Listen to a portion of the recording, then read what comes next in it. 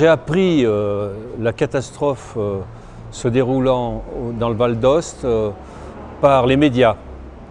Et je connaissais très bien mes collègues du Val d'Ost et les autorités du Val d'Ost, puisque nous travaillions à l'époque sur la sécurité du tunnel du Mont Blanc et un projet de coopération commune. Donc j'ai appelé spontanément le responsable politique du Val d'Ost pour lui proposer une aide spontanée, puisque nous avions pris l'habitude de travailler ensemble.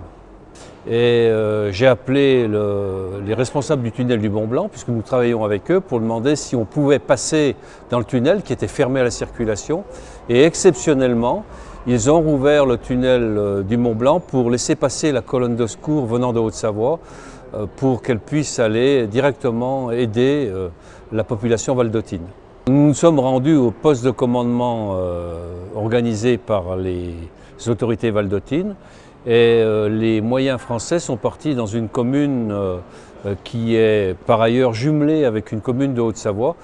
Donc nous avons travaillé pendant plusieurs jours pour participer au déblai et faire des reconnaissances dans toute la commune. Quand on détache une colonne, on essaie toujours de mélanger des gens d'expérience et des gens plus jeunes.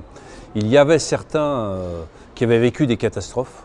La Haute-Savoie, c'est l'autre côté du Mont Blanc. Nous avons une géographie très proche de la vôtre. Nous avons eu des crues torrentielles, y compris meurtrières en Haute-Savoie. Donc certains connaissaient, d'autres découvraient.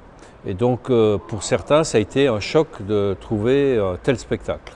J'ai moi-même été dans le Val d'Aoste avec des responsables nationaux français et nous avons eu l'occasion de faire une reconnaissance par hélicoptère de la région valdôtine et on a vu un pays qui avait souffert énormément d'inondations torrentielles avec des zones particulièrement dévastées. Et la zone où étaient mes collègues de Haute-Savoie était une des zones particulièrement dévastées. Et nous avons apprécié l'esprit de solidarité qui a régné entre les sauveteurs valdôtains et les sauveteurs haut-savoyards tout au long de ces journées.